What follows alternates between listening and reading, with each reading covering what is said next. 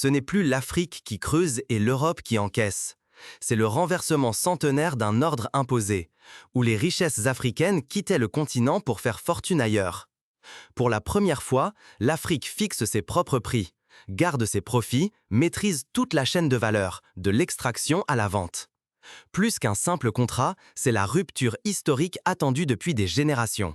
Mais attention, il ne s'agit pas d'un conte de fées. Si cette révolution échoue, l'Afrique risque de replonger dans l'ancien cycle, celui du pillage, de la pauvreté, de la dépendance. Les espoirs sont immenses, mais le risque aussi. La réussite de ce pari déterminera si la fierté, la richesse et le pouvoir restent enfin sur le sol africain, ou si tout cela ne fut qu'un mirage. 36 milliards de dollars. Oui, 36 milliards. C'est la valeur du nouvel accord qui permet désormais à l'Afrique de ne plus expédier ses diamants à l'état brut, mais de les transformer sur place, du rocher jusqu'au bijou.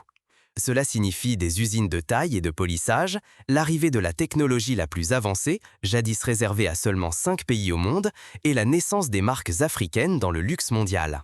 Et si, en tenant une pierre brute dans sa main, l'Afrique venait d'arracher son destin des mains de l'Europe? Imaginez la scène. Un diamant extrait du sol africain, posé dans la paume devant le Premier ministre indien Modi, sous les regards figés des officiels français. Un simple geste, mais un véritable tremblement de terre. C'est toute la logique du pillage colonial qui vacille sous le poids de l'histoire. Mais comment a-t-on pu en arriver là? Pour comprendre l'ampleur de ce bouleversement, il faut d'abord décrypter les règles du jeu truqué du diamant. Depuis plus d'un siècle, qui a vraiment profité des diamants africains? Qui s'est enrichi pendant que les pays du continent restaient dans la misère? Pour comprendre pourquoi ce geste change tout, découvrons ensemble comment l'industrie du diamant a longtemps enfermé l'Afrique dans un piège invisible. Aujourd'hui, 60% des diamants extraits chaque année dans le monde viennent d'Afrique. Des millions de carats jaillissent des sols du Botswana, du Congo, de l'Afrique du Sud et du Burkina Faso. Mais une fois la terre retournée, où va la vraie richesse? La chaîne de valeur du diamant ressemble à une vieille route à sens unique. On extrait et vend les pierres brutes en Afrique, puis les profits s'envolent vers l'Europe. Pendant que les mains africaines creusent, ce sont les vitrines parisiennes qui brillent. Ce n'est pas un cas isolé, c'est la règle. On nous a longtemps fait croire que seule l'exportation brute était possible, que l'Afrique ne pouvait pas transformer ses propres richesses. Mais la réalité, c'est un manque à gagner colossal. Des milliards qui échappent chaque année aux peuples africains. Si rien ne change, si l'ancien système perdure, alors l'Afrique continuera de se contenter de miettes. La fortune née de ses propres pierres lui sera toujours confisquée par d'autres. Mais cette fois, un accord inédit avec l'Inde promet de bouleverser l'ordre établi. Allons voir ensemble en quoi ce contrat pourrait enfin changer la donne. Prenons un exemple simple. Un diamant brut est vendu 50 $ au Burkina Faso. Mais une fois taillé, poli et monté à Anvers ou Paris, ce même diamant atteint 5 000 $. 50 $ pour l'Afrique, 5 000 pour l'Europe. 5 000 pour ceux qui n'ont ni trouvé, ni extrait, ni peiné sur la pierre. Pour comprendre la portée révolutionnaire de ce partenariat, plongeons dans les coulisses de l'accord et découvrons ce qu'il apporte réellement aux Africains. Pourquoi la France a-t-elle paniqué? Pourquoi le monde entier surveille-t-il soudain l'Afrique? Parce que cet accord de 36 milliards de dollars ne se limite pas à des chiffres. Il bouleverse l'équilibre du pouvoir mondial bâti sur le diamant. Pour la première fois, l'Afrique ne vend plus ses pierres brutes. Elle impose sa chaîne de valeur complète, du sol africain jusqu'aux vitrines du luxe international. Cette transformation fait trembler l'ancien ordre. Pendant plus d'un siècle, la compagnie sud-africaine De Beers tenait le monopole du diamant, dictant les prix, contrôlant les flux, verrouillant la richesse loin de l'Afrique. Mais aujourd'hui, l'Afrique renverse la table. Une chaîne intégrée, maîtrisée de la mine à la boutique, coupe l'herbe sous le pied aux puissances installées. Les vieilles règles sont brisées. La réaction française a été immédiate et fébrile. Craignant de perdre une rente coloniale, Paris a tenté d'imposer des offres conditionnées, promettant des investissements si l'Afrique acceptait de continuer à exporter ses diamants bruts. Mais l'Afrique a dit non. Plus question de replonger dans la dépendance. Le continent n'acceptera plus d'être le mineur muet de la richesse mondiale. Mais concrètement, que va changer cette révolution pour les Africains? du plus petit village à la grande scène internationale. Le détail de l'accord est sans précédent. Des usines de taille et de polissage installées sur le continent, des centres de formation ouverts pour transmettre le savoir-faire indien à des milliers d'artisans africains, un transfert massif de technologies de pointe, des laboratoires de certification sous contrôle africain et surtout une stratégie de marketing conçue pour imposer les marques africaines sur le marché mondial. Les pierres extraites au Burkina Faso, au Botswana ou au Congo ne partiront plus anonymement vers Anvers ou Tel Aviv. Elles seront taillées, polies et vendues sous des noms africains, façonnant une nouvelle identité du luxe. Dans quelques instants, découvrons comment cette nouvelle chaîne de valeur transforme la vie quotidienne, l'éducation, l'emploi et même l'imaginaire collectif des Africains. Le risque est énorme. Perdre cette bataille, c'est offrir à l'Occident une nouvelle chance de verrouiller un siècle de domination, pendant que l'Afrique verrait s'envoler une occasion unique de bâtir sa souveraineté, sa fierté et sa prospérité. C'est un bras de fer historique, où chaque signature, chaque usine, chaque diamant taillé sur le continent compte. Et la France n'est pas seule à s'inquiéter. L'Union européenne discute de nouveaux quotas et de certifications plus strictes pour tenter de ralentir la montée des marques africaines. Israël, autre poids lourd du diamant, s'active en coulisses pour conserver ses parts de marché. Les États-Unis surveillent chaque mouvement, redoutant la montée d'un concurrent africain sur le segment du luxe. La Chine, elle, multiplie les signaux d'ouverture, anxieuse de ne pas être exclue de cette révolution inédite. À quoi ressemble l'avenir quand les diamants africains brillent enfin pour l'Afrique? Imaginez, pour la première fois, la richesse du diamant ne quitte plus le continent, mais s'y déploie, façonnant une nouvelle réalité à chaque étape de la chaîne de valeur. À court terme, ce sont des milliers d'emplois qui naissent. Comme Fatou, jeune polisseuse du Burkina Faso, dont les mains transforment la pierre brute en joyaux éclatants. Grâce à la formation dispensée par les maîtres indiens, elle accède à un métier prestigieux, avec un salaire digne et la fierté d'exprimer son savoir-faire. Mais la révolution ne s'arrête pas aux ateliers. Mamadou, doyen de son village, voit enfin les promesses se concrétiser. Les bénéfices générés par les diamants financent des routes, des écoles et des centres de santé.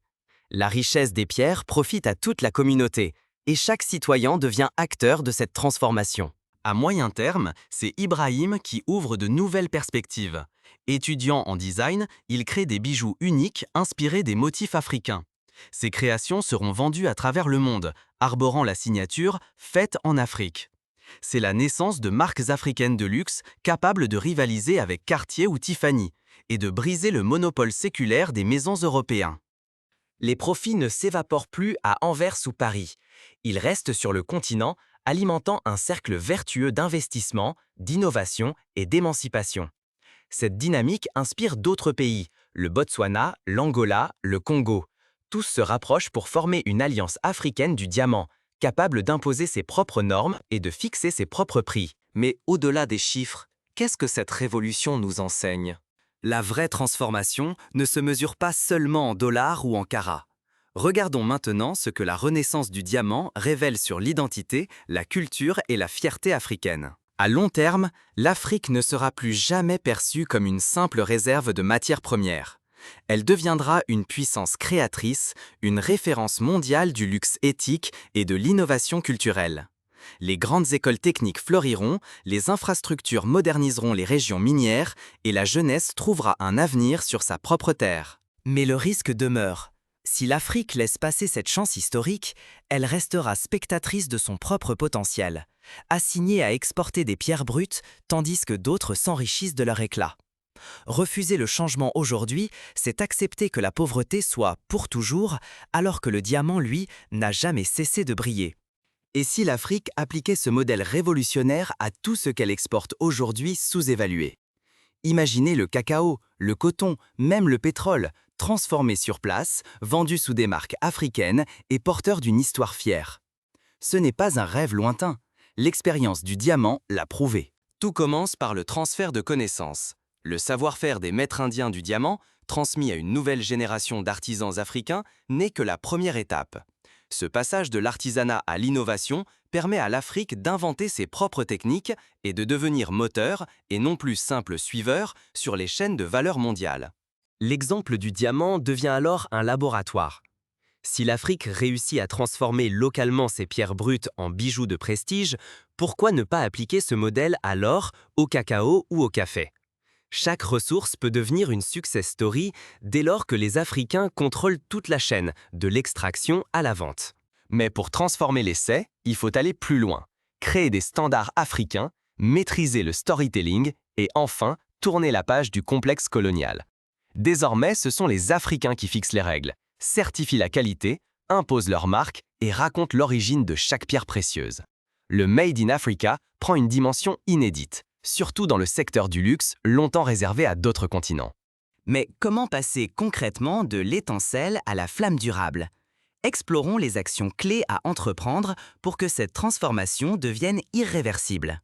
Aujourd'hui, l'Afrique ne demande plus la permission d'exister dans le luxe, elle impose sa vision au monde. Mais attention, si l'on ne saisit pas cet élan, d'autres opportunités stratégiques risquent de filer sous le radar. Le monde ne nous attendra pas.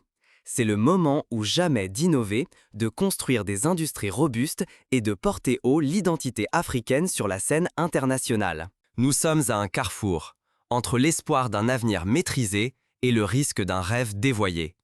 C'est à nous de choisir comment cette histoire s'écrira, et si l'Afrique brillera pour elle-même ou pour d'autres. L'accord historique de 36 milliards de dollars entre l'Afrique et l'Inde n'est pas seulement un chiffre impressionnant.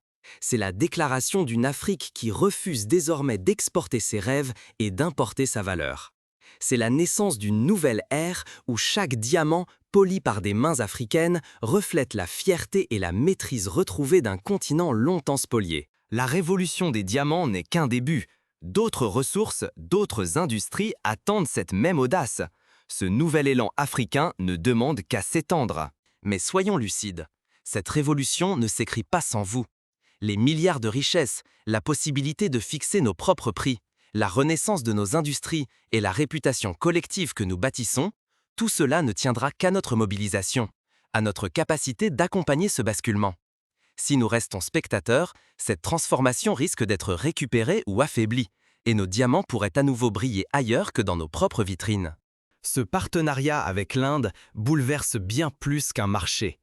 Il défie les imaginaires, détruit les récits de soumission et invite chaque Africain à devenir acteur de la renaissance du continent. Se réapproprier la chaîne du luxe, ce n'est pas du triomphalisme naïf, c'est une invitation à l'action, à la création, à l'excellence. Nos pierres ne sont plus des matières premières vendues à bas prix, elles sont le socle de marques africaines capables de rivaliser avec les plus grands noms mondiaux et de redéfinir l'idée même du raffinement.